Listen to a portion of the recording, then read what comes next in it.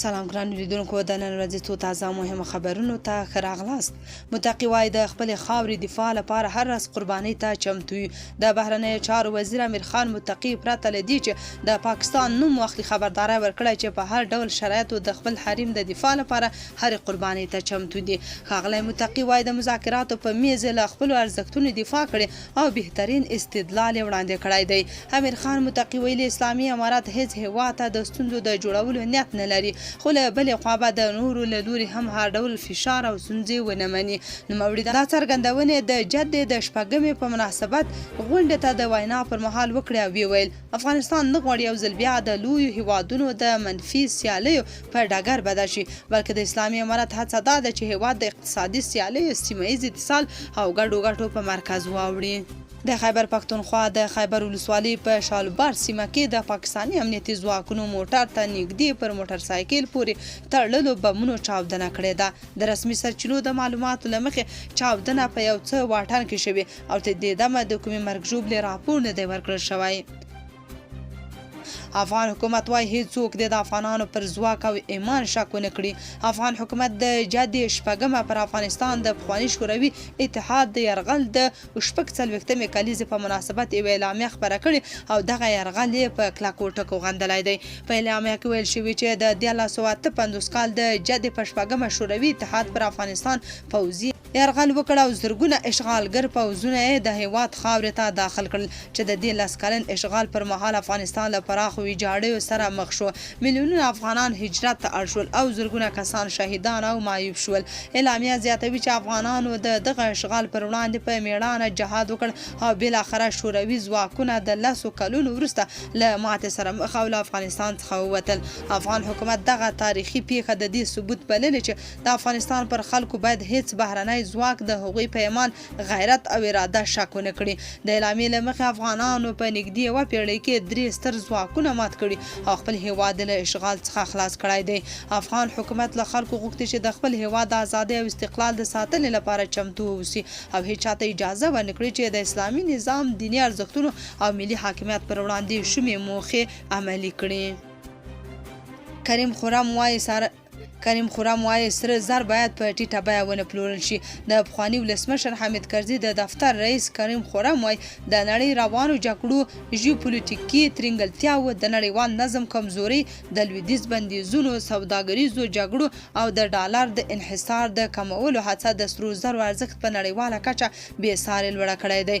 نوموړی زیاتوي چې په داسې ناڅرګندو شرایطو کې هیوادونه د سرو زرو زیرمه کولو ته مخه کوي. کریم خرم اندېښنه څرګنده کړې چې د افغانستان په شمال کې استخراج کېدونکي سره زر په ټیټه بیه بهرنۍ سوداګرو ته پلورل کېږي او له هیواده ایستل کېږي. د هغه په وینا ښه به دا وي چې دغه سره زر د هیواد له پولیس زیرمو سره یوځای شي، ځکه د سرو زرو قانونه د نورو عادي قانونو په څیر نه دي او باید ځانګړی چلند ورسره وشي. افغان حکومت وایي چې د افغانستان د اوبو د مدیریت لپاره یو 15 کلن پلان په پام کې نیولی چې له مخې باید د لویو بندونو، سربندونو او کانالونو د جوړولو چارې ترسره شي. د انرژۍ او اوبو وزارت ویان مطیع الله عبید له یوې راډیویي رسنۍ سره په مرکه کې ویل چې دا پلان د راتلونکو 15 کلونو لپاره ترتیب شوی او پکې د بیلابیلو اوبو مهارولو پروژې شاملې دي. نوموړي همداراز ویلي چې په کابل کې د شاتوت بند د سروي او ډیزاین چارې بشپړې شوي او د عملي کارونو د پیل کېدو لپاره چمتووالی نیول شوی دی. د هغه په وینا د دې بند د جوړولو لپاره شاوخوا 1 میلیارد افغانۍ بودیجه په پام کې نیول شوې او د بشپړېدو په صورت کې به د کابل شاوخوا 4 میلیونه اوسیدونکو ته د څښاک اوبه برابرې شي او نږدې 1800 هکټاره کرنیزه ځمکه به خړوبه شي. دا په داسې حال کې ده چې راپورونه ښایي افغانستان له پراخې وچکالۍ سره مخ دی او د اوبو کمښت په ګڼو سیمو کې د خلکو پر ژوند او کرنې ناوړه اغېز کړی دی. افغانستان ته له ګاونډي هیوادونو ایران او پاکستان څخه تازه ستانه شوي کډوال وایي د سرپناه نشتوالی ژوند له جدي ګواښ سره مخامخ کړی دی. د ژمي د موسم له پیل او د هوا له سړېدو سره سم افغانستان ته یو شمېر تازه ستانه شوي کډوال وایي د سرپناه نشتوالی د دوی او کورنیو ژوند له جدي ګواښ سره مخ کړی دی. څو تنو بیرته راستانه شوو ازادي راډیو ته ویل که مسؤلې ادارې پاملرنه ونه کړي دا وضعیت ښایي په یو بشري ناورین بدل شي. یو افغان کډوال چې تازه له پاکستان خپل هیواد ته ستون شوی او دا مهال د کندهار په ولایت کې اوسېږي او نه یې غوښتل نوم یې په راپور کې واخیستل شي، وایي له خپلو ماشومانو سره شپه او ورځ تر یو ترپا لاندې تیروي. دلته هیڅ شی نه لرو. 3 ماشومان لرم. د شپې د سخت یخنۍ له امله خوب نشي کولی. تر یو ترپا لاندې ویده کیږو. کرایي کور نه پیدا کیږي او که پیدا هم شي کرایه ډیره لوړه ده. که له موږ سره مرسته ونه شي له منځه به ولاړ شو. په همدې حال کې یو بل کډوال چې دا هم په دې وروستیو کې له پاکستان خپل هیواد ته ستون شوی او دا مهال په کندوز ولایت کې ژوند کوي وایي د راستنو شوو کورنیو وضعیت ډیر د اندېښنې وړ دی. روسیا په بیلاروس کې اټومي هایپرسونیک توغندي ځای پر ځای کوي.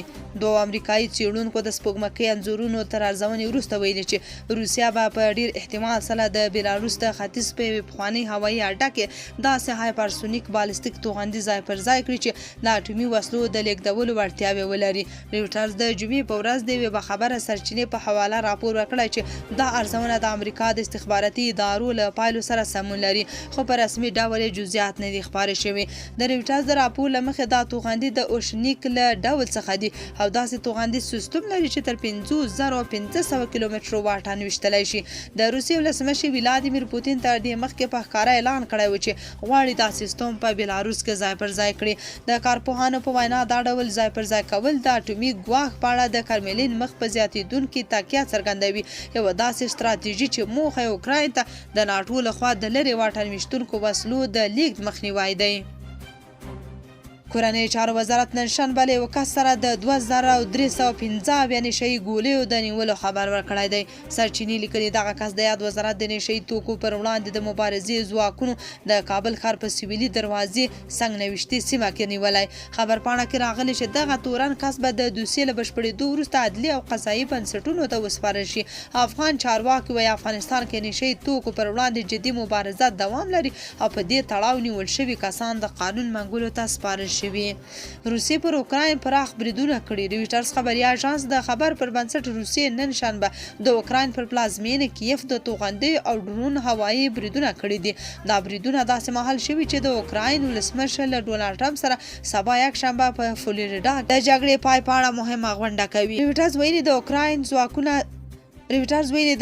ځواکونه د دغو بریدونو پخلی کړی خو د اوښتې زیان په اړه څه نه دي ویلي. تر دې دمه د اوکراین او روسیې د جګړې 1340 ورځې وتلي. روسیا د مهال د اوکراین له 5/1 برخه واکمنه شوې او په دې وروستیو کې د ځینې نورو سیمو د نیولو خبر هم ورکړی.